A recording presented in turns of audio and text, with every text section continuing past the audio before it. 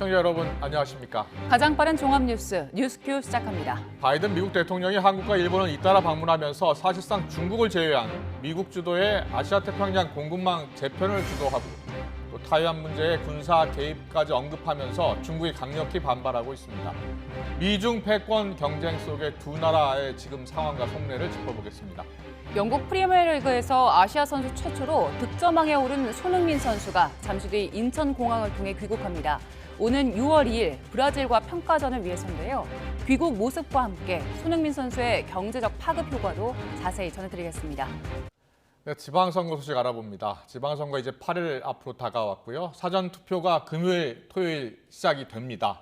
국민의힘은 원 없이 일할 수 있도록 4년을 맡겨달라. 더불어민주당은 100번, 1000번 사과하겠다면서 민심 잡기 경쟁에 나섰습니다. 이런 가운데 더불어민주당은 후반기 국회의장 후보에 5선의 김진표 의원을, 부의장 후보에는 4선의 김영주 의원을 선출했습니다. 취재기자 연결합니다. 김승환 기자. 네, 국회입니다. 네, 오늘 양당 지도부가 잇따라 대국민 성명을 냈죠. 네, 오전에 일기 신도시 재정비원장을 방문했던 이준석 대표, 국회에 와서는 국민의힘에 4년을 맡겨보고 성과가 나쁘면 심판해달라면서 지지를 호소했습니다. 민주당의 오만한 20년 집권론에 대비해서 4년 무한 책임론을 언급하고 싶습니다. 제발 윤석열 정부가 거대 야당의 무리한 발목 잡기를 뚫고 원 없이 일할 수 있도록 도와주십시오. 그러면서 아직 국회 의석수가 부족해 기호 2번이라 확인하고 27일과 28일 사전투표에 꼭 참여해달라고 밝혔습니다. 오전엔 더불어민주당 박지원 비대위원장이 유세 과정에서 왜 처절하게 반성하지 않느냐는 시민들의 질책을 들었다면서 100번이고 1000번이고 더 사과드리겠다며 고개를 숙였습니다. 반성하고 바꾸라는 국민의 명령 충실하게 이행하겠습니다. 자리에만 목숨 거는 정치를 버리고 국민과 상식에 부합하는 정치를 하겠습니다. 박 위원장은 8.6 용태론에 대한 논의를 포함해 젊은 민주당으로 나아가기 위해 어떤 과정을 거쳐야 하는지 이번 주 발표하겠다며 혁신 의지를 강조했는데, 이에 대해 이재명 총괄선대위원장은 전적으로 공감한다면서 절박한 마음으로 국민의 삶을 개선할 기회를 달라 호소드리는 것이라고 평가했습니다. 선거가 가까워질수록 상대측을 향한 비방정도 격화되고 있죠. 네, 먼저 더불어민주당은 김대기 대통령 비서실장의 인천공항 민영화 발언과 관련해 이명박 정부에서 못한 민영화에 미련이 있는지 윤석열 대통령이 답하라고 연일 맹공을 가하고 있습니다. 이에 대해 국민의힘 권성동 원내대표는 거짓말과 선동구호는 더 이상 선거에 통하지 않는다면서 민주당을 향해 변화된 민심을 직시하라고 대받아쳤습니다. 이와 함께 이번 선거 최대 격전지로 꼽히는 경기도지사 후보를 두고도 설전이 격화되고 있는데요. 국민의힘은 민주당 김동연 후보가 대선 후보 시절 기업 회장으로부터 거액을 후원받은 의혹, 더불어민주당은 국민의힘 김은혜 후보를 향해 KT 전무 시절 채용 청탁 의혹을 제기하며 맞불을 놓았습니다. 쌍방울의 실소유자로 알려진 김 전 회장으로부터 이 돈을 받은 경위, 친분관계, 그리고 왜 받았는지에 대해서 철저하게 본인이 해명을 해야 될 것입니다. 김은혜 후보는 공정이라는 단어를 입에 올릴 자격도, 경기도지사 후보가 될 자격도 없습니다. KT 채용 청탁 의혹과 거짓 해명에 대해 부디 지금이라도 사실을 밝히고 경기도지사 후보에서 사퇴하십시오. 오늘 선출된 민주당의 후반기 국회의장단 후보 소식도 전해주십시오. 네, 민주당은 소속 의원 투표를 통해 21대 후반기 국회의장 후보로 김진표 의원을 선출했습니다. 김 의원은 경제부총리와 교육부총리를 비롯해 당 원내대표를 지낸 5선 중진입니다. 국회의 권위를 지키는 의장, 입법부의 수장으로서 할 말을 하는 의장으로서 역할도 하겠습니다.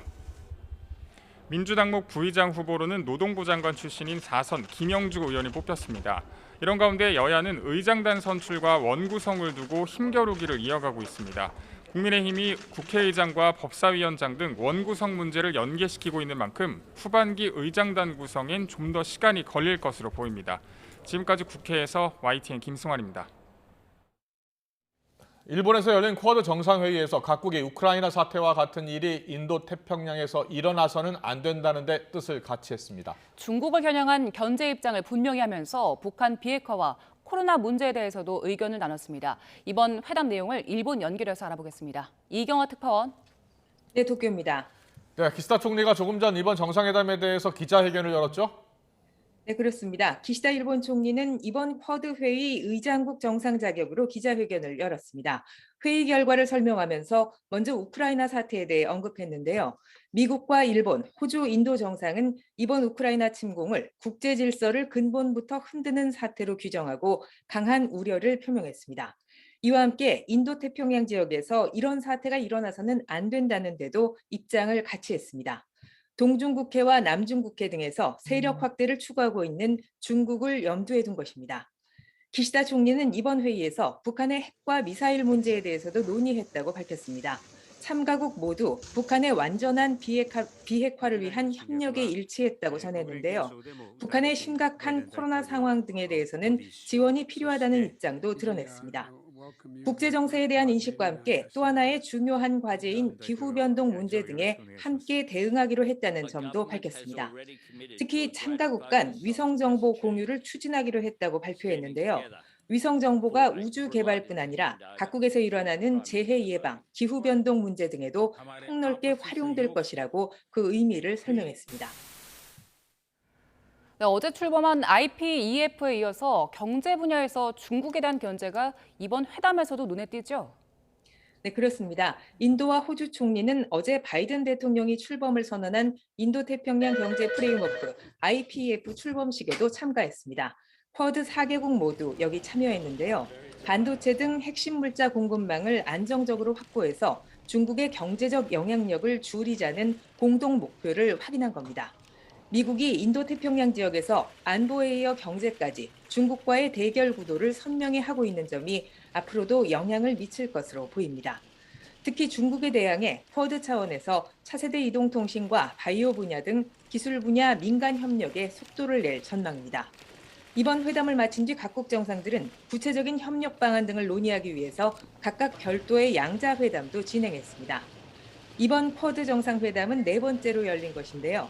대면으로 각국 정상이 만난 것은 지난해 9월 워싱턴 회담 이후 처음입니다. 이번 회의에서는 새로 취임한 호주 알바니즈 총리가 내년 쿼드 정상회의를 호주에서 열자고 제안하기도 했습니다. 한편 취임 후 닷새 동안 한국과 일본에서 바쁜 일정을 보낸 바이든 대통령은 오늘 저녁 귀국길에 오를 예정입니다. 지금까지 도쿄에서 YTN 이경화입니다. 조 바이든 미국 대통령, 한일 순방 기간 내내 사실상 중국에 대한 포위망을 바짝 조이는 행보를 이어갔습니다. 중국은 국제사회의 편가르기를 조장하는 조치라면서 강력히 반발하고 있는데요. 후폭풍도 예상됩니다. 국제부 강정규 기자와 자세한 이야기 나눠보겠습니다. 어서 오세요. 어서 오십시오. 안녕하세요. 안녕하세요. 바이든 대통령이 방해 기간 기자의 질문, 그러니까 타이완 문제에 대한 질문에 군사 개입을 공언하면서 파장이 커지고 있습니다. 중국에서는 불장난하지 말라라는 이야기까지 나오고 있고요. 상황이 어떻게 진행되고 있는 겁니까? 네, 말씀하신 대로 미일 정상회담 이후에 있었던 기자회견 때 질문이 나왔습니다. 예. 거기에 대한 답변이었는데 만약에 중국이 타이완을 침공하게 되면 미국이 군사 개입을 하게 되느냐라는 질문에 바이든 대통령 예스라고 대답을 했습니다. 기자가 놀라서 다시 한번 재차 군사 개입이 맞는 것인지 재확인을 했는데 그것이 우리의 약속이다라고 다시 한번 확인을 해줬어요. 그랬군요. 예, 거기에 한술 더 떠서 만약에 중국이 지금 그 타이완 해협에서 벌이고 있는 군사 행동 이걸 경솔한 행동이라고 지적을 하면서 앞으로 이런 경솔한 행동을 하지 못하도록 일본을 비롯한 국제사회와 공동 대응하겠다. 일본까지 거론하면서 공동 대응을 언급했거든요. 사실 중국 입장에서는 일본하고 2차 세계대전 당시에 전쟁까지 치렀던 입장이었기 때문에 일본의 군사 대국화 이것에 대해서 우리보다 훨씬 더 민감한 입장을 보이고 있습니다. 그렇죠. 그렇기 때문에 바이든 대통령의 이번 발언은 일본을 언급했다는 점에서 더더욱 좀 의미심장한 내용이 있었다고 할 수 있겠습니다. 네, 어떤 발언이 나오는지 좀 직접 네. 들어보죠. 네네. 예. 직접 듣고 한번 이야기 더 나누겠습니다. Are you willing to get involved militarily to defend Taiwan if it comes to that? Yes, You are. that's the commitment we made. 向有关方面提出严正交涉。台湾是中国领土，台湾问题纯属中国内政，我们绝不允许任何国家以任何方式干涉中国内政。 단호하게 이야기하네요. 절대 허용할 수 없다. 네. 이 미국의 기조가 바뀐 겁니까? 어떻게 해석해야 됩니까? 일단 그 바이든 대통령의 발언이 있은 다음에 네. 백악관에서 약간 수습을 하는 듯한 발언이 나왔어요. 그랬습니까? 예. 뭐냐면 우리는 이제 하나의 중국 정책에 대한 입장, 이 합의에 대해서는 변함이 없다. 바이든 대통령의 말도 그 범주에서 했던 것이다라는 식의 이제 일종의 해명이 나왔는데 네. 다만 이 해명을 고지고대로 받아들일 수 없는 것이 이 바이든 대통령이 이제 타이완 문제에 대한 이런 강경 발언 이번이 처음이 아니라는 네. 겁니다. 그랬군요. 네, 예. 지난해 8월과 10월 두 차례에 걸쳐서 뭐 나토 공동 대응 조약 이런 것들을 언급하면서 이제 군사 개입을 시사하는 그런 식의 강경 발언이 있었고요. 예. 네. 그때마다 백악관은 우리의 대중 정책에는 변함이 없다 이런 식으로 진화에 나서기도 했었거든요. 네.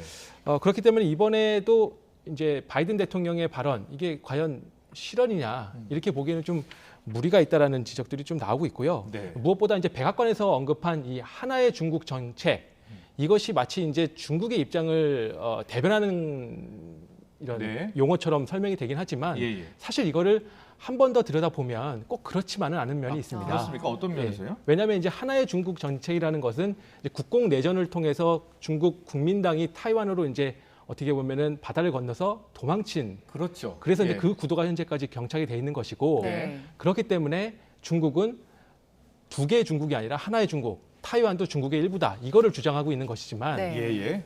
역시 마찬가지로 타이완의 국민당 정권 시절에서는 타이완도 마찬가지로 하나의 중국 정책을 얘기하거든요. 네. 그 말은 반대로 말하면 우리도 역시 대륙에 대한 수복 이것에 대한 의지를 버리지 않는다라는 의미로도 사실 해석될 수 있는 부분들이 있어요. 중국 외교부는 네. 그렇지만 이 대만 문제는 중국 내정이다. 그렇죠. 외국 간섭이다 이렇게 보고 있는 거 아니에요? 그렇습니다. 그러니까 중국은 사실 타이완을 국가라고 표현하는 것 자체를 굉장히 그 금기시 여깁니다. 네. 그래서 뭐 양국 문제라는 표현이 아니라 양안 관계 이런 식으로 양쪽 해안의 문제다. 그렇죠. 그렇게 이런 표현하죠. 식의 표현을 예. 하고 있거든요. 그렇기 때문에 어디까지나 이제 중국이 타이완을 네. 어떻게 보면 수복하는 문제 이것은 역사적 과제이고 예. 중국 내부의 문제라는 게 중국 정부의 공식 입장이거든요. 네네. 이것에 대해서 미국이 군사 개입 운운하는 것 이런 것들을 내정 간섭이라고 강력하게 반발하고 있는 상황입니다. 중국 네. 관영 매체 오늘 보도 보니까 중국 관영 매체 글로벌 타임스는 바이든 발언이 실수가 아닌 신호 아니냐 이거 심각하게 바라봐야 한다 네. 이런 기사가 나왔네요. 네, 그렇습니다. 그 앞서도 말씀드렸듯이 네네. 이번이 처음이 아니었거든요. 예. 비슷한 식의 발언이 계속 있었고 예. 뭐 하나의 중국 정책을 우리는 지지한다. 우리는 그것을 확인한다라는 표현 자체가 그래 중국의 말이 맞고 우리의 지금 군사 개입 입장 이것이 잘못된 발언이라고 인정하는 발언이라고 보기가 좀 어려운 측면들이 있어요. 예. 특히나 사실 타이완에서는 뭐 2025년 중국의 타이완 침공설 뭐 이런 식의 이제 군사 긴장을 예고하는 예. 뭐 전쟁을 예고하는 식의 어떤 발언들이 나올 정도로 예. 네. 사실 중국과 타이완 이 양안에서는 뭐 정말 속된 말로 예. 언제 군사적 충돌, 국지전이 일어나도 이상할 것이 없다는 식으로 예. 긴장이 굉장히 높아져 있는 상태이기 때문에 네. 그런 가운데 나온 바이든 대통령의 발언이어서 이제 쉽게 그 파장이 좀 더 길게 이어지고 있는 것 같습니다. 예, 말씀하신 대로 상황 때문에 이 발언이 더 좀 파장이 컸던 것 같은데 네. 오늘 또 대면 정상회담이 열린 쿼드도 마찬가지였죠. 네, 그렇습니다. 이 바이든 대통령의 발언이 더 무게가 실린 게 바로 이제 이번 한일 순방 과정에서 대중국 포위망 이것을 공식화하고 더 이렇게 옥죄는 행보들을 쭉 이어왔거든요. 그렇습니다. 그런 예. 과정에서 나왔던 이 타이완 군사 개입 발언이었기 때문에 더 의미가 무겁게 다가오는 예, 건데요. 예. 오늘 있었던 쿼드 정상회의에서도 사실 이 쿼드 4개국 국가가 이제 러시아에 대한 규탄을 했어요. 네. 그러면서 이어서 했던 말이 아시아 태평양 지역에서는 이런 일이 벌어져선 안 된다라고 언급을 했거든요. 이것이 어떻게 듣느냐에 따라서는 중국이 타이완에 대해서 군사 행동을 해서는 안 된다는 뉘앙스로 일종의 수사적 압박으로 예. 이렇게 해석되는 측면이 있습니다. 네. 특히 이제 또 이번에 많이 이제 쿼드 4개국이 공론화했던 여러 가지 의제들 가운데서는 인도 태평양 지역에서 열린 인도 태평양 지역, 그다음에 항행의 자유 이런 말이 계속 언급이 됐거든요. 네. 이것은 바로 이제 중국이 영유권을 주장하고 있는 그 남중국해 혹은 타이완 해협 이쪽에서의 어떤 군사적 무력 시위 이런 것들에 대한 규탄의 의미가 담겨 있기 때문에 이번 쿼드 정상회의에서 쿼드 정상회의 이제 이번에 두 번째 만남이었거든요. 네. 이것이 이제 중국 입장에서는 대중국 포위망을 더욱더 공고히 하는 그런 정상간들의 만남으로 인지가 되고 있는 상황입니다. 그렇군요. 자, 이 쿼드 4개국, 미국, 일본, 인도, 호주 이 4개국인데요. 쿼드 회의가 열렸는데 바이든이 일본의 군사력 증강을 높게 평가를 하면서 지지를 표명했어요. 일본이 군사력, 군사비를 좀 GDP 1%에서 2%로 높이기로 했다면서요? 네, 그렇습니다. 사실 일본은 그동안에도 이 북한의 핵무기 개발, 예. 뭐 핵실험, 미사일 발사 이런 게 있을 때마다 예를 들면 이제 적기지 공격 능력을 우리가 갖겠다. 적기지 선제 타격 능력을 우리가 확보해야 된다. 네. 이런 식의 이른바 어떻게 보면 바람머리를 계속 해왔거든요. 일본은 군대를 보유하지 못하게 되어 있잖아요, 헌법에요. 그렇습니다. 예. 이른바 자위대라고 해서 이제 방어적 성격, 외부의 침략을 격퇴하는 성격 수준의 작전만 가능하도록 돼 있고 이제 어떤 선제 공격이라든가 이런 것들은 이제 철저히 금지되어 있는 나라인데 예. 뭐 그 역사적 연원이야 뭐 일본의 전범국이라는 위치 때문에 이제 형성이 됐던 것이고요. 네네. 그것이 이제 헌법에 규정되어 있는 사항입니다. 그런데 이제 특히 이제 최근에 러시아의 우크라이나 침공 이 국면 요걸 계기로 또 일본이 어떤 자위력 증강, 방위력 증강 이런 것에 어떤 명분을 자꾸 쌓아가고 있거든요. 예. 그런 상황에서 이제 이번 정상회담 때 기시다 총리가 바이든 대통령에게 군사력 증강의 당위성을 설명했고 예. 바이든 대통령이 그것에 대한 지지 의사를 표명했고요. 네네. 그것의 맥락은 사실은 러시아의 우크라이나 침공 국면에서 일본의 어떤 군사적 지원이라든가 이런 역할에 대한 것을 이렇게 높게 평가한 측면이 있었지만 예. 사실 이번 순방의 성격과 결부시켜서 생각을 해본다면 대중국 견제, 대중국 군사 경제의 어떤 지역의 어떤 선봉 국가로서 일본을 좀 치켜 세워주는 그렇군요. 뭐 이런 의미로도 해석되고 있어서 좀 우려되는 면들이 있어 보입니다. 네. 그리고 일본의 안보리 상임이사국 진출에 대해서도 지지를 표명했는데 이것도 대중국 견제 일원 중에 하나인 건가요? 그렇게 해석할 여지가 있을 것 같고요. 사실 미국이 일본의 안보리 상임이사국 진출 자체는 현실성이 이렇게 높은 카드로 보이지는 않아요. 그렇죠. 뭐 일단 만장일치 제도로 중국, 운영되고 있기 러시아가 때문에 반대하면 못합니다. 네, 그렇습니다. 예. 중국, 러시아가 일단 반대할 것이 분명하기 때문에 네. 사실 실현 가능성은 굉장히 낮고요. 또한 아까도 이제 언급을 했지만 일본의 어떤 2차 세계대전 당시에 전범 국가로서의 어떤 역사적 위치 네. 그리고 유엔의 탄생 배경 이런 것들을 감안했을 때는 사실 역사적 문제에 대한 논란이 있을 수밖에 없거든요. 예. 그래서 사실은 현실 가능성은 낮지만 다만 최근 기류에서 여러 가지 시사점이 도출되는 부분들을 뭐 언급을 하자면 네. 일단 러시아가 안보리 상임이사국인 러시아가 우크라이나를 침공을 했고 이것이 서방 세계가 강력히 규탄하면서 전쟁 범죄로까지 묘사를 하고 있는 상황이거든요. 예. 이렇기 때문에 러시아가 사실은 상임이사국 지위로서 그 만장일치 제도 아래서 어떤 의결권을 행사를 못하는 상황이고 그러다 보니까 이 만장일치 의결권 반대로 말하면 이제 상임이사국 5개 나라의 비토권이죠. 네. 이것이 너무 과도한 거 아니냐라는 지적 때문에 지난 4월에 유엔 총회에서 이것을 좀 제한해야 된다는 결의안까지 채택이 됐거든요. 예. 이런 국면 속에서 일본이 이제 상임이사국을 6개 나라로 늘리고 자신들이 참여하고 예. 그리고 어떻게 보면 상임이사국의 그동안 그 독점적 지위였던 만장일치도 이것도 좀 제한을 가하고 네. 이런 식의 움직임 속에서 해석을 한다면 네. 단순히 정말 현실성이 없는 얘기다라고만 치부하기에는 조금 상황이 변했다는 그렇군요. 예, 예. 그런 좀 더 해석이 지켜봐야 가능할 될 것 것 같습니다. 같다는 네. 말씀이시고요. 바이든의 한일 순방 기간에 나왔던 얘기가 많이 들으셨을 겁니다. 인도태평양 경제협력체 IPEF 이야기인데 이게 공급망을 미국 주도로 만드는 거고 가치를 공유하는 국가들끼리 하자는 겁니다. 그러니까 사실상 중국을 배제한 거거든요. 여기에 우리가 가입하기로 했기 때문에 중국의 어떠한 그 보복 이게 좀 걱정되기도 하거든요. 어떻게 보세요? 네, 일단 중국은 그 IPEF를 이제 제2의 나토다. 그렇죠. 그리고 경제 나토다. 이렇게 규정을 했어요. 중국을 봉쇄하는 것 아니냐 이렇게 그렇습니다. 지금 받아들이고 있죠. 네, 특히 이제 앞서 지적을 해주셨지만 핵심은 이제 공급망 문제입니다. 그리고 공급망 중에서도 반도체에 대한 공급망이거든요.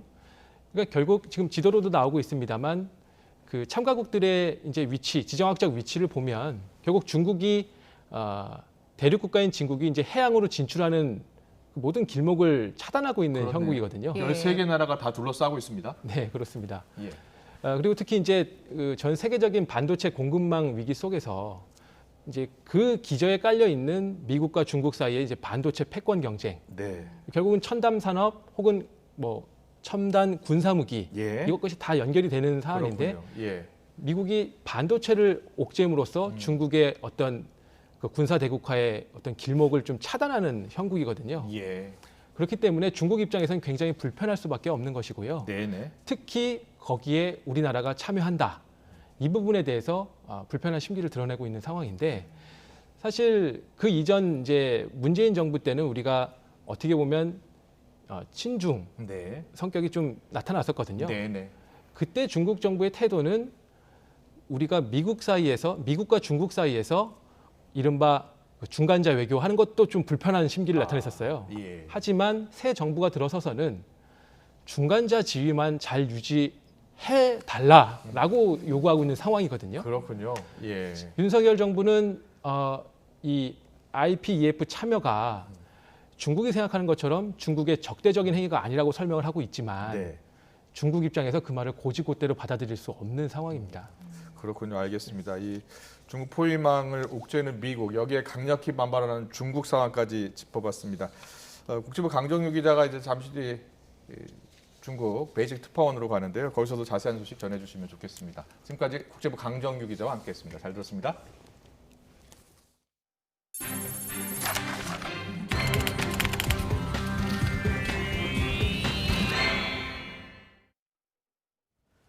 네, 윤석열 대통령의 공약이기도 한 공직자 인사검증 업무를 기존 청와대 민정수석실에서 법무부로 이관하는 밑그림이 나왔습니다. 법무부는 한동훈 장관 직속으로 20명 규모의 인사정보관리단을 꾸려서 공직자 인사검증 업무를 맡는 시행령 개정안을 오늘 입법 예고했습니다. 취재기자 연결합니다. 우철희 기자. 네, 사회일부입니다. 공직자 인사검증 업무를 법무부로 이관하는 밑그림이 나왔죠? 네, 그렇습니다. 법무부와 인사혁신처는 오늘 관부에 공직자 인사검증 업무를 기존 민정수석실에서 법무부로 이관하는 내용을 담은 시행령 개정안을 입법 예고했습니다. 법무부는 우선 공직 후보자 등에 관한 인사정보의 수집, 관리 사무를 체계적으로 수행하기 위해 장관 직속으로 인사정보관리단이라는 부서를 신설하기로 했습니다. 검사 또는 고위공무원이 단장을 맡게 되고 단장을 보좌하는 인사정보 1, 2 담당관을 두는 내용도 포함됐습니다. 전체 규모는 단장과 1, 2 담당관을 포함해 검사 최대 4명, 경찰과 3급부터 9급까지 공무원 등 모두 20명이 소속됩니다. 그리고 인사혁신처장이 공직 후보자 등의 정보 수집, 관리 권한 일부를 기존 대통령 비서실장 이외에 법무부 장관에게 위탁하는 내용도 입법 예고에 담겨 있습니다. 앞서 윤석열 대통령은 대선 공약으로 민정수석실 폐지와 함께 대신 공직자 인사검증 업무를 법무부와 경찰 등으로 넘기기로 했습니다. 오늘 입법 예고를 통해 그 내용이 구체화된 겁니다. 검증 업무는 경찰, 법무부 이런 쪽에서 다원화된 채널 속에서 다원화된 평판을 가지고 앞으로 인사를 할 생각이고요. 법무부와 인사혁신처는 딱 내일까지 국민과 기관, 단체의 의견을 받은 뒤 법제처 심사와 차관회의 그리고 국무회의를 거쳐서 시행령을 개정할 계획입니다. 관련 절차가 예정대로 진행된다면 법무부 공직자 인사검증 부서는 다음 달 초쯤 신설될 전망입니다. 다만 논란도 여전합니다. 안 그래도 한동훈 법무부 장관이 윤석열 대통령의 복심으로서 이른바 소통령이라는 말까지 나오는 상황에 공직자 인사검증 기능까지 가지면 법무부 권한이 너무 비대해진다는 점입니다. 또 법무부가 수사권을 가진 검찰을 지휘하면서 공직자 검증을 명분으로 개인정보를 수집해 신상털기와 뒷조사에 나서는 것 아니냐는 우려도 나옵니다. 법률 전문가들 사이에서도 법무부 장관의 선의에만 기대 인사검증 권한을 오남용하지 않길 바랄 수만은 없다면서 문재인 정부 때처럼 법무부가 정치적으로 흔들릴 가능성이 매우 크다는 지적이 제기됩니다. 지금까지 사회일부에서 YTN 오철입니다. 올해 1분기, 그러니까 석 달 동안 적자만 8조 원에 이르면서 천문학적인 적자 늪에 빠져있는 한국전력에 대한 특단의 조치가 잇따라 나오고 있습니다. 한전이 발전사에서 전력을 사올 때 적용하는 전력 도매 가격에 상한을 두는 정책이 이르면 7월부터 시행됩니다. 취재기자 연결합니다. 김상우 기자. 네, 경제부 김상우입니다. 예, 이번에 추진하는 전력 도매 가격 상한제는 어떤 조치입니까? 네, 코스피에 상장된 공기업이죠. 한국전력공사가 발전사에서 전력을 사올 때 적용하는 전력 도매 가격이라는 것이 있는데요. 시간대별로 전력의 수요와 공급에 따라 결정되는 전력량의 거래 가격으로 이른바 SMP라고 합니다. 도매가인 SMP가 비정상적으로 상승할 경우 한시적으로 가격에 상한을 두는 것입니다. 지금 화면에서 보시는 내용이고요. 예를 들면 지난달 SMP는 킬로와트 시당 202원쯤을 기록해서 처음으로 200원 선을 뚫고 사상 최고치를 돌파했는데요. 이는 지난해 같은 달에 76원쯤보다 2.6배나 급등한 것인데 이런 경우 바로 이 제도를 적용하게 됩니다.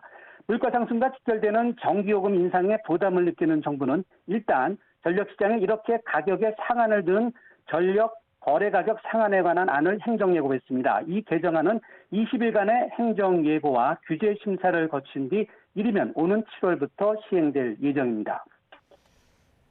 이 상한제를 시행하면 8조 원 정도의 천문학적인 한전의 적자가 해소되겠습니까?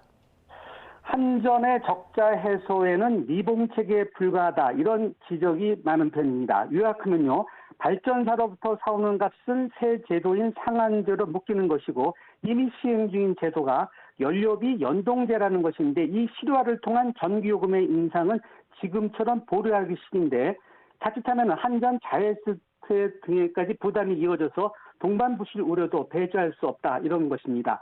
한편에서는요. 한전 자회사가 아닌 SK E&S나 GS, EPS 등 민간 발전사의 경우에는 연료비에 비례해서 전력 도매 가격이 오르면서 상한제가 없어서 영업이익이 올해 1분기의 경우 1년 전에 비해서 역대급의 최대 실적을 올렸다는 지적도 제기하고 있습니다. 한전은 올해 1분기에만 약 8조 원의 역대 최대 적자를 기록했는데요. 지난 18일 비상경영 대책위를 통해서 해외사업 구조조 등을 통해 약 6조 원의 재무 개선을 이뤄내겠다고 발표했는데 이것으로는 적자 탈출이 어렵습니다. 한전의 적자 원인은 탈원전 정책에다가 코로나19 사태, 여기에다가 러시아의 우크라이나 침공 사태까지 겹쳐서 발전 원료인 국제 연료 가격이 급등하는 등 매우 복합적입니다. 한전의 경우 발전 연료비 단가나 한전 자체의 인건비 등 고정비가 획기적으로 낮아지지 않으면 결국 전기요금 인상으로 적자 탈출을 할 수밖에 없다. 이런 지적이 많은데 인상 단행은 현재 미지수입니다. 요금 인상이 물가 상승 압박이 돼서 새 정부에게는 부담이 될 수밖에 없는 상황이기 때문에 그렇습니다. 긴급 처방이 없으면 올해 한전의 누적 적자 규모는 총 30조 원대가 될 것이라는 전망이 나오고 있고요.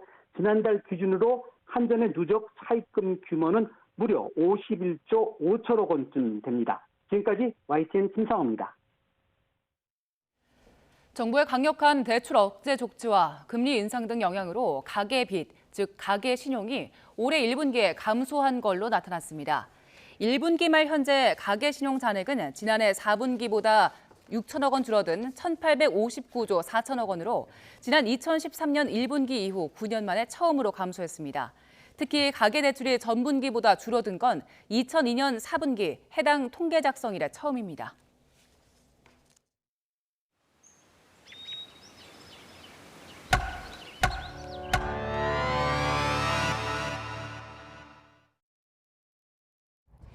YTN은 지방선거를 앞두고 지방의회 징계 내역을 전수조사해 연속 보도하고 있습니다. 앞서 징계받은 지방의원의 70%가 이번 선거에 또 나섰고 이 가운데 60% 정도가 당의 공천을 받은 사실을 전해드렸는데요. 징계 이유를 들여다보니 지방의회가 지방정부를 제대로 감시할 수는 있는 건지 의문이 들었습니다. 새 농수로가 들어서기 3년 전인 지난 2017년 이곳에선 군청 발주로 농수로 신설 사업이 진행됐습니다. 건설업하는 군의원이 다른 사람 명의로 자신의 지역군의 공사 6건을 모두 수주했습니다. 현행법을 위반한 차명 수주 사실이 적발돼 1심에서 벌금형을 받았고 군의회 윤리위원회에서는 25일 출석 정지 징계를 받았습니다. 제가 똑똑한 사람하지는 않습니다. 서출지 되기 전부터 했는 일이기 때문에 이 법은 위법이라고 생각합니다. 김 의원은 이번 6일 지방선거에 무소속으로 출마해 사선에 도전합니다. 묘하더라고. 어떤 분은 뭐 수사하다가도 제 것들 하다가도 끝나보고 제 거는 오히려 더 대쁘고 사실 뭐 저 같은 사람이 뭐 이렇게 시골에 다 있을 겁니다. 지난 8년 동안 지방의회에서 의결된 징계 건수는 모두 200건입니다. 이 가운데 앞서 보신 것처럼 지방의원 신분을 이용해 불법으로 지역건설 공사계약을 따내거나 알선한 사례, 즉 지방의회와 지방행정권력의 유착, 이해충돌이 30건으로 가장 많았습니다. 하지만 이건 문제가 불거져 징계까지 이어진 극히 일부에 불과합니다. 최근 국민권익위원회 조사 결과 지방의원들의 이해충돌 의심 사례는 무려 300배가 훌쩍 넘는 9,600여 건에 달합니다. 기초의원들의 대다수가 건설업자들이 되게 많습니다. 공사라든지 이 모든 걸 군청에서 받을 수밖에 없기 때문에 군수의 눈치를 볼 수밖에 없습니다. 지자체장과 군의 기초의원들이 결탁을 해야지만 자신들이 원하는 예산 편성안이 나올 수가 있는 거예요. 뭐 초선 혹은 재선해서 정치적인 이력을 쌓아올 때 과거에 어떤 일들을 했고 어떤 사업을 했는지 그리고 그 사업들을 과연 누가 하고 있는지는 면밀한 좀 조사가 필요하지 않을까. 지방의회 의원들의 징계 사유는 이권 개입 말고도 다양합니다. YTN이 전국 모든 지방의회에 정보 공개 청구해 받은 지난 8년간 의원 징계 내용입니다. 이해충돌 다음으로 가장 많은 건 말이나 글 혹은 거짓으로 타인을 다치게 하는 명예훼손과 모욕, 막말, 폭언입니다.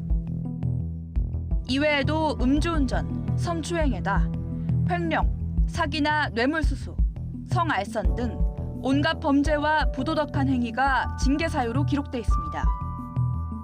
동료 여성 의원을 성추행한 의혹을 받고 있는 의원이 의원직을 상실했습니다. 젊은 여성의 주거지에 침입해 창문을 통해 방안을 쳐다보고 우리 사채 논란으로 제명 처분을 받은 의원이 의원직에 복귀한 데 대해 지역 시민단체가 반발하고 나섰습니다. 지방의회에서 의원 간의 부적절한 관계 때문에 진통을 겪고 있습니다.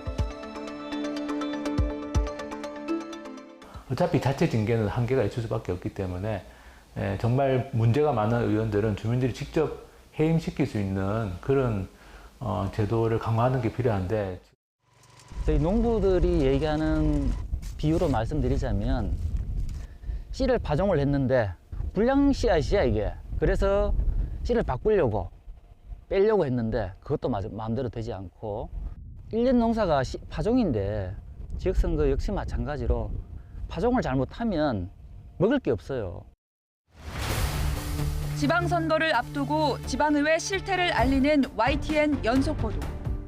내일은 지방의원이 범죄를 저질러도 동료 의원들의 묵인 속에 징계조차 받지 않는 부조리를 보도합니다. YTN 신지원입니다. 지방선거 6월 1일까지 이제 8일 남았습니다. 여야의 신경전은 더욱 치열해지고 있고요. 민주당과 국민의힘 지도부가 잇따라 기자회견을 열면서 지지를 호소했습니다.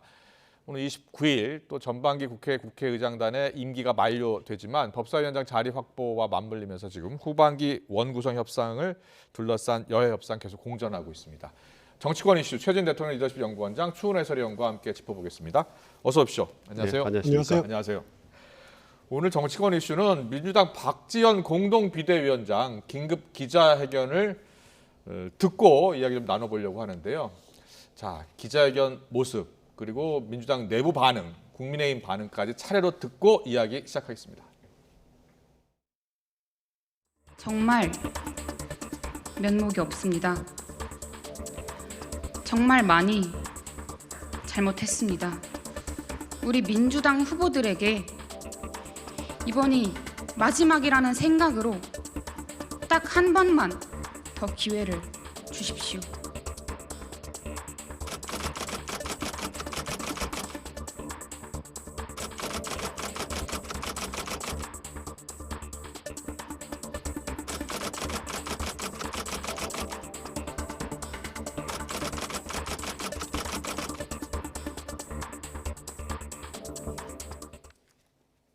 네, 하나하나 짚어보겠습니다. 박지원 비대위원장 오늘 긴급 기자회견을 열면서 울먹이는 모습까지 보였습니다. 최진 원장님, 네. 박지원 위원장이 오늘 기자회견 내용 전체적으로 어떻게 들으셨어요? 지금 말이죠. 민주당 내에서 지방선거 돌아가는 상황을 가장 제대로 간파하고 있는 사람 딱 한 사람, 박지원 위원장이 아닌가라는 생각이 듭니다. 아마 당에 오래 있던 사람이 외부에서 왔지 않습니까? 그렇기 때문에 아마 제3자적 관점에서 객관적으로 지방선거를 보고 있는 것 같다. 그래서 지금 이 선거는 강하게 세게 가서는 안 되는 거고 항상 낮은 자세로 반색하면서 읍소 전략으로 가는 것이 오히려 선거 전략 유리하다라는 상황을 제대로 보고 있는 것 같아요. 그렇군요. 그래서 그래도 본인 말 중에 또 팬덤 정당이 아니라 대중 정당으로 가야 된다는 말이 아주 저는 중요한 말이라고 봅니다. 그렇게 해야 중도층을 흡수해서 플러스 알파 베타로 해서 지방선거의 확장성을 가져서 이길 수가 있거든요. 지금처럼 기존의 전략처럼 팬덤만 외치면 똘똘 뭉쳐서 자기끼리만 하는 선거, 그래서 대선의 패배를 재현할 수도 있기 때문에 지금 이 시점에서는 이대로 가면 정말 완전히 우리가 크게 질 수도 있다. 완전히 탈바꿈해야 된다라는 그런 강력한 메시지를 눈물로 호소한 박지원 위원장의 전략은 딱 맞다. 저는 저대로 가면 오히려 지방선거 상당히 선전할 수 있다라고 저는 봅니다. 그렇군요. 추은 해설위원은 어떻게 들으셨어요? 근데 신현영 민주당 대변인이 바로 이거 개인적인 소신으로 기자회견하는 것 같다라고 하면서 의미를 좀 축소하는 듯한 발언을 했거든요. 일단 읍소 전략은 선거전이 불리할 때 쓰는 마지막 카드입니다. 그것이 어떻게 보면 이제 언더독 효과라 그래서 약자에 대한 동정심 불러일으키고 그리고 떠난 지지층을 위의식을 느껴서 다시 돌아오게 하는 그런 전략인데 사실 오늘 박지원 위원장의 말에 보면 굉장히 모순된 표현입니다. 염치 없지만 한 번 더 부탁한다. 결국 잘못했지만 뽑아달라는 거거든요.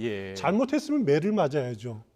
잘못했지만 뽑아달라는 말은 굉장히 모순된 표현이지만은 이 말을 쓸 수밖에 없는 것은 그만큼 상황이 불리하기 때문입니다. 그런데 여기서 우리가 이제 염두에 둬야 될 게 뭐냐면은 작년 꼭 1년 전에 민주당이 이낙연 당시 대표가 똑같은 말을 한 적이 있습니다. 그랬습니까? 서울시장 선거 부산시장 보궐선거 앞두고 상황이 불리하니까 잘못은 통렬히 반성하고 혁신하겠다.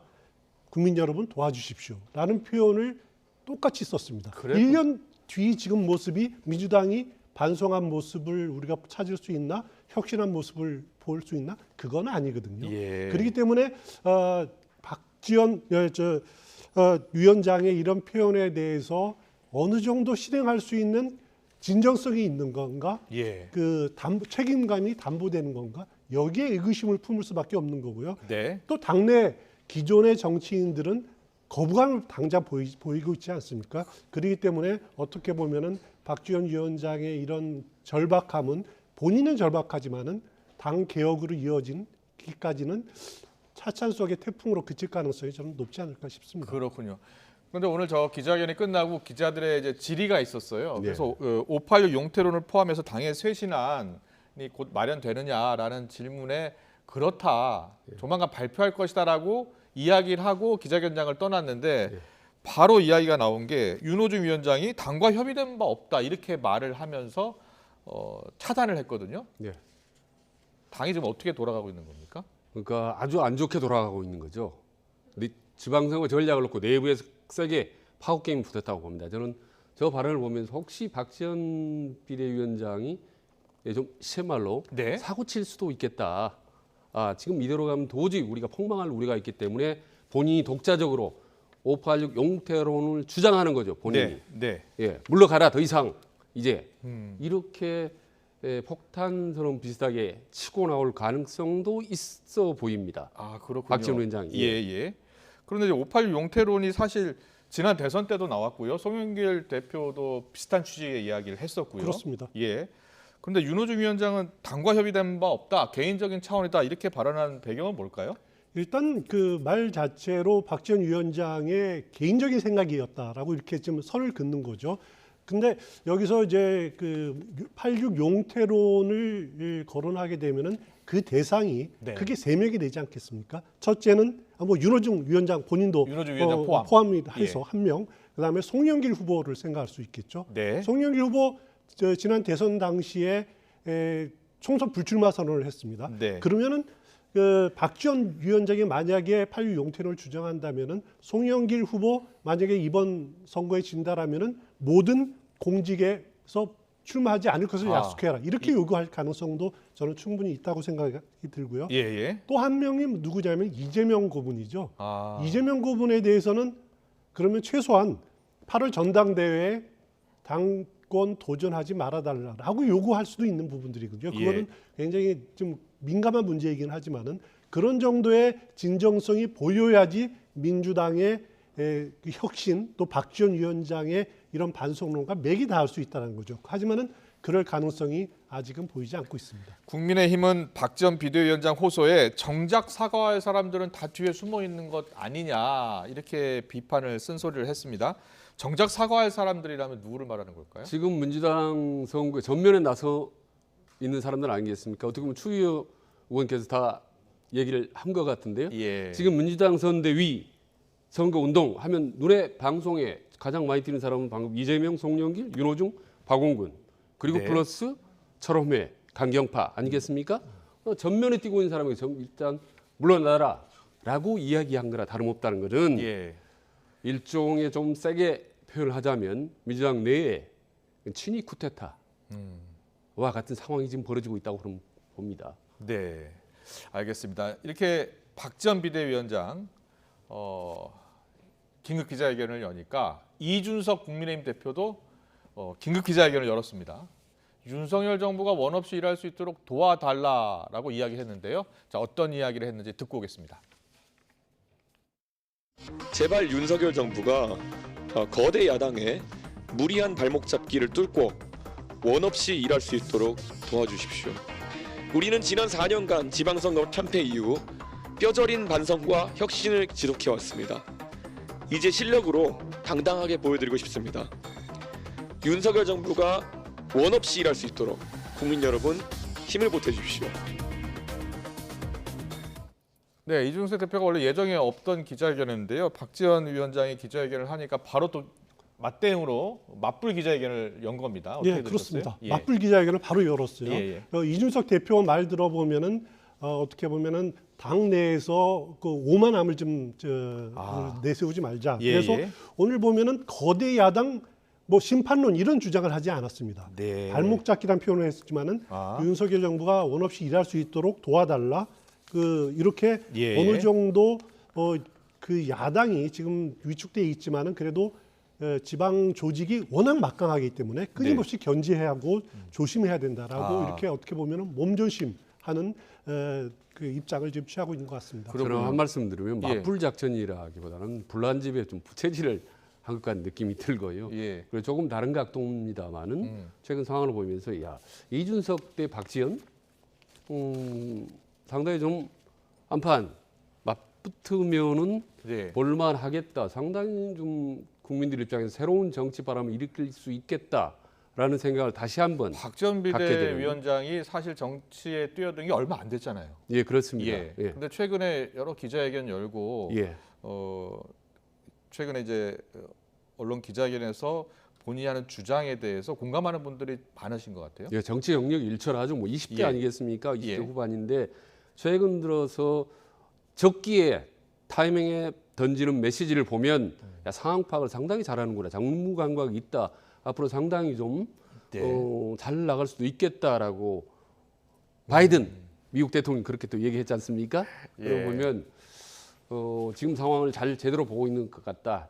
오히려 민주당 내 강경파들이 네. 5.18 용태론 너무 거기에 대해서 움찔하지 말고 네.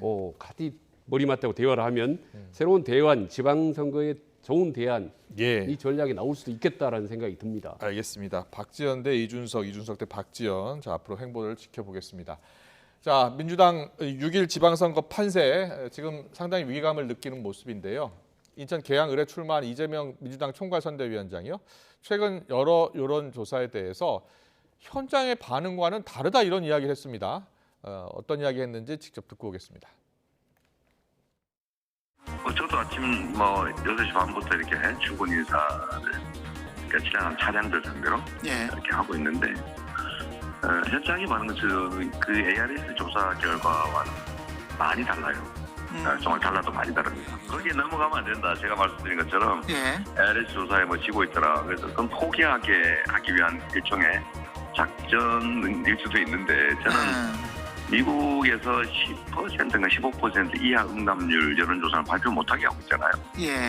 워낙 악용이 많이 되니까요. 질문에 좀 이쪽 진영이 기분 나빠할 질문을 넣어놓으면 끌어버리잖아요. 왜곡하기 쉽지. 네, 이재명 위원장, 이재명 후보 같은 경우에 어제도 인터뷰를 했는데 어제 인터뷰에서는 각종 여론조사 결과에 대해서 존중해야 한다 이런 언급을 했는데 하루 사이에 입장이 조금 바뀌었습니다.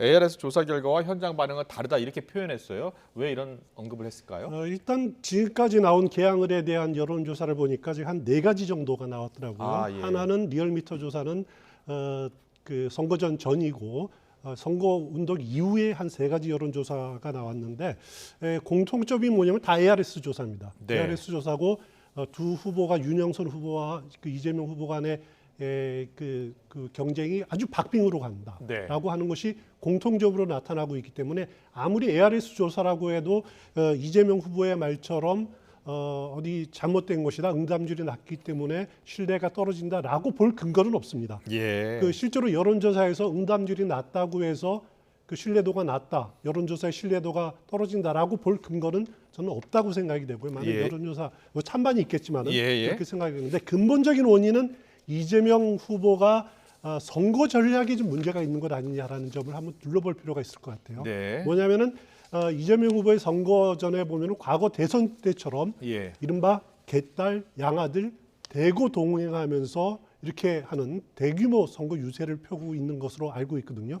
그런 것이 계양일 선거 그 유권자들에게 뭐 처음 보는 그 선거 운동이니까 그 관심을 끌 수 있을지는 모르지만은 거부감을 갖게 할 수도 있는 거고 그런 것이 어떻게 보면은 윤영선 후보가 말하는 그 계양 사람, 계양이 호구냐 이런 그 정서가 먹혀들고 있는 것이 아니냐는 생각이 듭니다. 그렇기 때문에 선거 전략을 좀 더 유권자 친화적으로 수정하는 것이 지금 필요한 것 아닌가. 그런 생각이 듭니다. 이재명 후보는 지난 대선에서 진짜 0.73%포인트 차로 졌잖아요. 석패를 했는데 지금 인천 계양에서 쉽게 이길 것으로 생각이 됐는데 본인이 판단을 했는데 최근 여론조사를 보면은 박빙으로 나오는 것도 있고 그래서 어떤 지금 이재명 후보는 어떤 생각을 지금 하고 있는 것 같습니까? 상당히 아마 겉으로는 지금 힘을 내고 또 전체적으로 순회를 하고 있지만 본인 매일 초조할 거예요. 지금 인천 계양을이 말이죠. 전에 불과 몇 달 전하고 완전히 판이 좀 달라졌습니다. 아시다시피 인천의 전체 지역이 지금 기초단체 10개인데 그중에 9개가 민주당입니다. 지난번에. 근데 지금 많이 달라졌죠. 그리고 지난번 3월 9일 대통령 선거 때 지금 인천 계양을이 인구가 16만 명인데요. 8.8%포인트 이재명 후보보다 우세했습니다. 근데 지금 최근 여론조사 보면 막 밀리는 여론조사도 나오고 있거든요. 그래서 지금 이런 토박이론의 논쟁이 붙으면 상당히 불리합니다. 저쪽 지금 국민의힘에서는 20몇 년입니까? 지금 25년 25일 대비 전략으로 나오지 않습니까? 본인은 25년 동안 병원 차려서 열심히 했는데 25일 됐다 이재명이 이렇게 낙하산 인사 아니냐 이렇게 밀어붙이고 있는데 이렇게 가면 민심이 상당히 불리할 수가 있고 자칫하면 아주 위험한 상황이 올 수도 있습니다. 그래서 제가 보기에는 이재명 후보가 상당히 계양을에서도 낮은 자세 읍소 전략으로 해야 되나 마지막 봉사론 정말 돌고 돌아서 어쩌다 내 여기까지 왔는데 인천까지 왔는데 마지막 여러분들을 위해서 한번 봉사하고 싶다라고 호소하는 전략으로 가야지 그렇지 않으면 상당히 좀 어려운 힘든 예. 상황을 맞이할 수도 있겠다라는 생각이 듭니다. 알겠습니다. 지금 이번 17개 시도 광역단체장 선거에서 가장 핫한 지역 중에 한 곳이 바로 경기도지사 후보 선거인데요. 경기도지사 후보 TV 토론회가 열렸습니다. 김동연, 김은혜 후보 간 공방이 거셌죠. 어제 주요 장면 보고 이야기 나누겠습니다.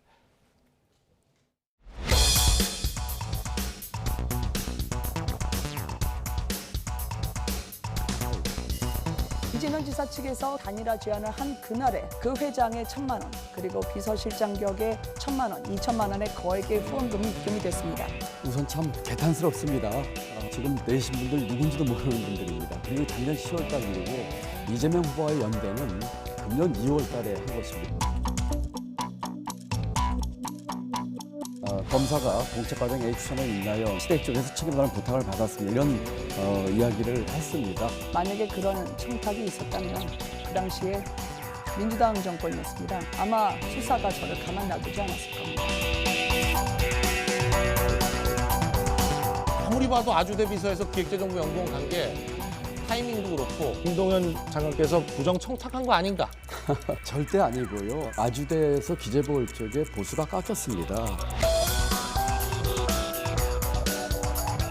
이 빌딩 아시죠? 네, 알고 있습니다. 네. 근데 남편분이 가지고 계신 게 81평이거든요. 토지값만 급해도 한 170억 가까이 됩니다. 네.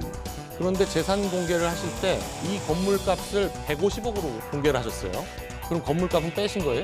공직자윤리위에서는 그 부분에 대한 검증을 2중, 3중으로 합니다. 그런 거 허투루 신고하고 그렇게 살지 않았습니다. 윤석열 대통령과 통화를 한 것에 대해서 계속 답변 안 하실 겁니까? 새 정부와 대통령께 누를 끼치고 싶지 않아서 너무 높은 걸 하겠습니다. 네, 어떻게 보셨습니까? 이 경기도지사 후보 TV 토론회 상당히 치열했습니다. 거액의 후원금 보도 관련 또 김은혜 후보의 KT 취업 청탁 의혹 서로 공격을 했고요. 고발 조치까지 지금 이루어진 상황입니다. 자, 지금 경기지사 선거 어떻게 보고 계세요? 판세나 이런. 저는 솔직히 말씀드리면 TV 토론 과정에서 저는 의혹 제기 이런 부분이 별로 귀에 들어오지 않았습니다. 예. 마타도라든지 인신공격성에 가까운 여러 가지 티격태격하는 모습이 별로 눈에 띄지 않았고 중요시하지 않습니다. 왜냐하면 경기도라는 지역이 1,300만 인구에다 31개 시군구가 있는 방대한 지역입니다. 어차피 다른 지역은 몰라도 경기도만큼은 이번 지방선거에서 윤석열 대 이재명의 2라운드로 펼쳐질 가능성이 높기 때문에 큰 틀에서 흐름으로 저는 갈 거라고 봅니다. 그래서 저는 작은 변수들은 대세에 큰 영향이 없을 거고 결국은 윤석열 대통령에게 힘을 실어주느냐 아니면 이재명 후보에게 한 번 더 기회를 주느냐라는 것이 최종적으로 민심을 저는 판단할 거라고 봅니다. 그렇군요. 지방선거 얼마 남지 않다 보니까 어제 문재인 전 대통령이 노무현 전 대통령 추도식의 모습을 드러냈잖아요. 그렇습니다. 근데 여기에 민주당 후보들이 대거 참석해서 추도를 했는데 이때 보니까 각 후보들이 다 문심을 얻었다 이렇게 이야기하고 있어요. 어떻게 들으셨어요? 어제 문재인 전 대통령의 그 추도식 기조는 조용한 추도, 조용한 추모가 아닌가라는 생각이 들고요. 어제 오찬 자리에서 이재명 후보와 사진도 같이 찍고 또 김동연 후보는 꼭 이겨라 이렇게 그 격려를 받았다라고 이렇게 이야기를 하고는 있습니다만 그래도 문재인 전 대통령이 특정 후보를 적극적으로 민주당을 적극적으로 지원한다든가 이런 모습은 어제 전혀 노출이 되지 않았습니다. 어제 추도식을 쭉 보면은 정치적 발언이 없었습니다. 그렇군요. 유일하게 정치적 발언을 한 사람이 누구냐면은 정세현 전 통일부 장관이 공식 추도사에서 대선 이런 표현을 했었죠. 대선 패배 후에 기운 나지 않는 분들이 많다. 민주당 키울 힘을 모아달라. 이런 표현을 했는데 가장 비정치적인 분이 정치적인 발언을 했고 어제 뭐 있던 그 정세균 이사장이라든가 이해찬 전 총리, 이낙연 전 대표, 또 문재인 전 대통령 모두 가장 정치적인 분들은 아무런 정치적 표현을 하지 않았습니다. 그랬군요. 추모에 집중했던 것 같습니다. 저는 이제 어제 김정수 여사 어깨춤이 상당히 이제 국민들에게 많은 이제 회자가 됐지 않습니까? 근데 저는 어제 노무현 전 대통령 추모식이 이번 지방선거에 보이지 않는 중요한 분수령이라고 봅니다. 저는 어제 10,000명이 넘는 친노 친문 세력 총집결한 것으로 보고 네. 야 민주당의 지지층이 우리 모이자 우리가 뭉치자 민주당을 어려운 민주당을 도와주자라는 방향으로 갈지 네. 아니면 지난번 대선 때처럼 야 이거 또 뭉쳤구나 이제는 제발 좀 이념 정치 안 했으면 좋겠다라고 중도층 이탈할지 네. 중요한 점은 분수령이라고 보는 겁니다. 그래 어떻게 보셨어요 그러면 이번 저는 선거에서? 지난 지방선거에도 예. 특정 이념색이 강할수록 바람직하지가 않다. 팬덤 정치는 결국 중도층 이탈할 가능성이 높다라고 저는 1년 넘게 계속 중요시 강조를 해왔기 때문에 네. 저는 박지원 위원장처럼 예. 중도적이고 온건하고 아담하게 그리고 작게 낮게 가는 전략이 전반적으로 저는 유리하다고 보는 거죠. 예, 알겠습니다. 그리고 어제 정치적으로 정호영 복지부 장관 후보자가 밤에 그러니까 지명 43일 만에 자진 사퇴했습니다. 사퇴 전 윤 대통령과 통화를 했다는 이야기도 들리고요. 사실상 윤 대통령의 의중이 반영이 된 거죠? 예. 그렇습니다. 윤석열 대통령 입장으로서는 한덕수 총리 야당 협조를 받아서 이렇게 인준이 통과됐는데 나름대로 이렇게 배려를 해야 되는 부분들도 있고요. 예. 하지만 대통령의 성정상 그 지명 철회는 하지 않는 성적인 것 같아요. 그래서 예. 물론 이제 그 정호영 후보자를 지명한 것 근본적인 원인은 보면은 대통령에게 있지 않습니까? 대통령이 예. 지명을 했으니까 예. 이렇게 정호영 후보자가 만시창이가 된 데는 대통령도 일말의 책임이 있기 때문에 본인이 그 물러날 기회, 본인이 이렇게 명예롭게 후퇴할 기회를 주자라는 의미에서 이렇게 지명 철회까지는 하지는 않은 것 같습니다. 예. 그렇지만 뭐 너무 늦지 않게 물러나기 때문에 지방선거의 여당의 불리함 이런 것들도 이제 상쇄할 수 있는 효과가 있을 거다 그런 생각이 듭니다. 정호영 후보자가 어제 사퇴한 것에 대해서는 시기적으로는 어떻게 보세요? 저는 뭐 이미 시기나 방법 모든 게 다 이미 미리 준비된 사퇴 카드라고 봅니다. 미리 준비된 사퇴 카드다. 그렇다고 봅니다. 그래서 늦었다 아니면 적절했다 아니면은 적절했다고 봅니다. 지난번에도 말씀드렸다시피 이제 한덕수 총리가 인준이 통과되면 자연스럽게 그렇게 물러나는 방향으로 아마 여야 간의 얘기가 됐을 거라고 보는 겁니다. 저는. 그래서 저는 이제 윤심보다는 당심이 훨씬 더 세게 저는 작용을 했을 거라고 봅니다. 국민힘에서 그대로 안 된다라고 여러 번 건의했다는 보도들이 나오는데요. 뭐 적절하고 충분히 예견된 그런 사퇴 수순이었다고 저는 봅니다. 네, 알겠습니다. 전반기 국회 이제 의장단이 이제 29일까지 하고 그 다음부터는 이제 새 국회의장단을 뽑아야 하는데 일단 민주당에서는 국회의장 후보로 김진표 의원이 됐어요. 김진표 의원이요? 그렇습니다. 네, 뭐 이상민 의원도 도전을 하고 이상민 의원 도전했고 또 우상호 의원도 도전했고 그런데 이번에 김진표 의원이 된 것은 어떻게 해석해야 되겠습니까? 김진표 의원이 지금 현역 국회의원 중에서 나이가 제일 많습니다. 제일 많고요. 그리고 지난 전반기 국회의장 선거 때도 박병석 현 의장에게 이렇게 양보를 했었거든요. 그때 그랬군요. 하다가 그런 점들을 아마 민주당 국회의원들이 기억을 했기 때문에 이제 배려를 한 것 같고요. 이제 김진표 의원 만약에 국회의장이 되면은 정말 국가에 대한 마지막 봉사기일 겁니다. 본인도 더 국회의원 할 생각은 없을 거고 이것을 끝으로 이제 정계에서 물러나겠다. 현역의 국회의원도 그만하겠다라는 생각을 분명히 갖고 있을 겁니다. 그렇기 때문에 그 선거운동 과정에서는 선당 후사 자세를 강조했지만은 국회의장은 무소속입니다. 당적이 없어야 됩니다. 선당 후소가 아니라 정말 여야를 중재할 수 있는 중재자 역할을 제대로 하기를 기대를 해봅니다. 알겠습니다. 그리고 오늘 저녁 6시에는요. 윤석열 대통령이 용산 대통령실에서 임기 만료를 둔 전반기 국회의장단 만찬을 할 예정이라고 하네요. 근데 오늘 만찬 회동을 하면서 어떤 이야기들이 오갈 것 같습니까? 일단 뭐 몇 사람이 함께 만나는 거고 일단 고별 만찬이기 때문에 저는 여야 협치 해줬으면 좋겠다. 그리고 상임위 법사위원장 뭐 도와줬으면 좋겠다. 약간 포괄적으로 구체적으로 얘기 않고 포괄적인 덕담.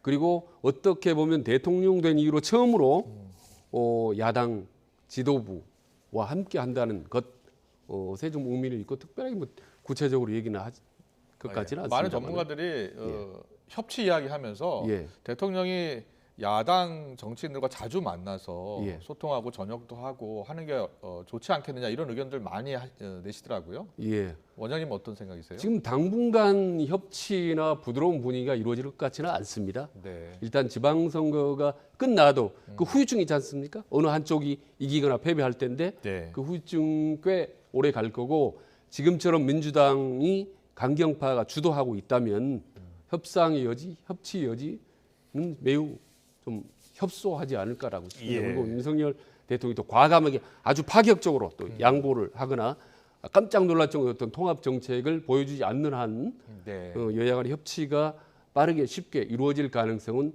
별로 보이지 않는다라는 게 솔직한 제 심정입니다. 네, 알겠습니다. 한미 정상회담이 이제 끝난 지 며칠 안 됐잖아요. 그런데 윤석열 대통령이 취임 후 첫 인터뷰를 CNN과 했네요. 그렇습니다. 그러니까 CNN에 뭐라고 얘기하냐면 선택은 김정은에게 달렸다 이런 말을 했어요. 일단 윤석열 대통령이 그 한미 정상회담 그리고 CNN 인터뷰에서 본 그 대북 정책의 기조를 보니까 예. 어떻게 보면 문재인 정부 때 진행했던 한반도 평화 프로세스 그것은 굴종 외교다. 더 이상 그 이제 받아들이지 않겠다라고 포기를 선언한 거죠. 예. 어떻게 보면은 4.27 판문점 선언 그리고 싱가포르 북미 정상회담을 봉인하고 네. 새롭게 접근하겠다는 겁니다. 그리고 더 이상 또 그리고 북한 핵실험을 한다면은 그거는 저지하겠다. 반드시 그대로 용납하지 않겠다라고 하는 것은 결국 북한과의 그 맹목적인 비핵화 협상에 매달리지 않겠다. 그리고 북한이 그 핵실험을 하면은 여기에 상응하는 대응 조치를 취하겠다라고 하는 어떻게 보면 과거 보수 정부의 정책으로 돌아가는 그런 입장을 대북 정책을 취할 가능성이 상당히 높아 보입니다. 그러면서 김정은 위원장과의 대화는 김정은 위원장이 언제든지 응하면은 우리도 그 응할 용의가 있다라는 뜻을 밝히고 있는 것 같습니다. 알겠습니다. 오늘 정치권 이슈는 여기까지 듣겠습니다. 최진 대통령 리더십 연구원장님, 추은호 해설위원과 함께했습니다. 잘 들었습니다. 고맙습니다. 감사합니다. 손흥민 선수가 아시아인 최초로 프리미어리그 득점 왕에 오르면서 광고 모델 손흥민의 주가도 치솟고 있습니다. 이미 광고 효과가 검증된 만큼 손흥민 선수를 원하는 기업은 더 늘어날 걸로 보입니다. 조태현 기자의 보도입니다. 한 스포츠용품 기업의 광고 영상입니다. 영국 프리미어 토트넘 호스퍼에 손흥민 선수를 앞세워 기대 이상의 광고 효과를 누리고 있습니다. 이 회사의 축구화는 이른바 손흥민 축구화로 불리며 인기를 끌기도 했습니다. 지난달 출범한 피파의 공식 온라인 동영상 서비스 OTT 홍보에서도 손흥민 선수를 찾아볼 수 있습니다. SNS에 올린 광고에는 아예 손흥민 선수가 중앙을 장식했습니다. 손 선수를 향한 광고계의 러브콜은 스포츠 기업만의 일은 아닙니다. 한 빙과류 제조업체는 손 선수를 앞세운 뒤 해당 제품의 매출이 거의 2배로 뛰어올랐습니다. 손흥민 효과를 톡톡히 누린 셈입니다. 금융회사부터 맥주, 위생용품 등 손 선수가 주인공인 광고는 넘쳐날 정도입니다. 이런 인기는 통계로도 나타납니다. 스타와 관련한 데이터를 분석했더니 손 선수는 지난 3월 BTS와 임영웅 등을 제치고 스타 평판 1위를 차지했습니다. 손흥민 선수가 아시아인 최초로 프리미어리그 득점왕에 오르면서 광고 시장에서의 인기는 더욱 치솟을 것으로 보입니다. 아시아 시장이 전 세계 어떻게 구매력의 50% 이상이잖아요. 아시아인까지 다 공감을 줬기 때문에 아시아인을 주로 고객으로 가지고 있는 모든 회사들이 지금 손흥민한테 매달릴 수 있을 것 같아요. 득점왕 손흥민 선수가 올해 국내에 광고왕도 예약했다는 전망이 나옵니다. YTN 조태현입니다. 박찬욱 감독이 6년 만에 선보이는 영화 헤어질 결심이 칸 영화제에서 베일을 벗었습니다. 박찬욱 감독 특유의 매운맛을 뺀 수사 멜로극으로 관객과 외신의 호평이 쏟아지면서 수상 기대감을 높이고 있습니다. 최하영 기자의 보도입니다. 박찬욱 감독이 6년 만에 새 작품을 들고 칸 영화제를 찾았습니다. 올해는 주연 배우 박해일, 탕웨이와 함께 레드카펫을 밟았습니다.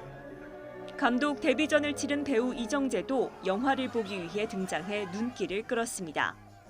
칸에서 베일을 벗은 박찬욱 감독의 새 영화 헤어질 결심은 수사 멜로극으로 변사 사건을 수사하는 형사가 사망자의 아내에게 의심과 관심을 동시에 느끼며 시작되는 영화입니다. 우리 일을 그렇게 말하지 말아요. 우리를 무슨 일이? 박찬욱 감독은 상영에 앞서 이전 영화에 비하면 자극적인 영화가 아니라 심심하다고 할 수도 있다며 전작들은 잊고 봐달라고 소개했습니다. 박찬욱표 멜로의 칸 리미에르 대극장에선 8분 동안 기립박수가 터져나왔습니다. 외신들도 최고점인 별점 5개를 주거나 우아한 연출은 마법에 가깝다며 극찬을 쏟아냈습니다. I was quite impressed by how fluid the film is. It is quite dynamic. The transitions, the pace, there's always a consistent flow. 이에 지난 2004년 올드보이로 심사위원 대상, 2009년 박쥐로 심사위원상을 받았던 박찬욱 감독이 또 한 번 칸에서 수상의 기쁨을 맛볼지 기대감도 커지고 있습니다. 여기에 세계적인 거장 고레에다 히로카즈 감독과 송강호, 강동원 등이 함께한 영화 브로커도 공개를 앞두고 있어 한국 영화에 대한 칸의 관심은 더욱 커지고 있습니다. YTN 최아영입니다. 최근 음주운전 사고를 낸 배우 김세론이 넷플릭스 오리지널 드라마 사냥개들 촬영에서 빠지게 됐습니다. 넷플릭스는 김세론 측과 논의해 현재 촬영 중인 사냥개들 추가 촬영은 하지 않기로 했다고 밝혔습니다. 또 김세론의 촬영 분량은 대부분 마무리됐고 기존 촬영분 편집은 논의 중이라고 설명했습니다. 김세론은 지난 18일 서울 청담동에서 음주운전을 하다 가드레일과 가로수 등을 여러 차례 들이받는 사고를 냈습니다. 앞서 김세론은 촬영 예정이던 SBS 드라마 트롤리에서도 하차했습니다. 오늘도 때이른 더위가 기승을 부렸습니다. 비공식 기록으로 경산 하양읍이 35.1도까지 오르는 등 여름을 방불케 했는데요. 이 같은 더위는 내일 낮까지 이어지겠습니다. 내일 서울이 28도, 대구 32도, 경주는 33도까지 오르겠고요. 자외선도 무척 강하겠습니다. 내일도 낮 동안 전국이 대체로 맑겠습니다. 다만 새벽부터 아침 사이 중부와 호남에는 안개가 짙게 끼겠고요. 오후 한때 강원 산간과 남부 내륙 곳곳에 천둥과 번개, 우박을 동반한 소나기가 지나겠습니다. 내일 밤부터는 더위를 식히는 비가 내립니다. 수도권과 강원, 충남 북부에서 비가 시작되겠고 모레 새벽에는 전국 곳곳으로 확대하겠습니다. 내일 아침 기온은 오늘과 비슷하거나 조금 높겠습니다. 서울 17도, 대전 15도, 광주 18도가 예상됩니다. 내일 낮 기온은 오늘과 비슷하거나 조금 낮겠습니다. 서울 28도, 대전 31도, 대구 32도가 예상됩니다. 날씨였습니다. 이어서 저녁 종합 뉴스 이브닝 뉴스가 방송됩니다. 시청해주신 여러분 고맙습니다.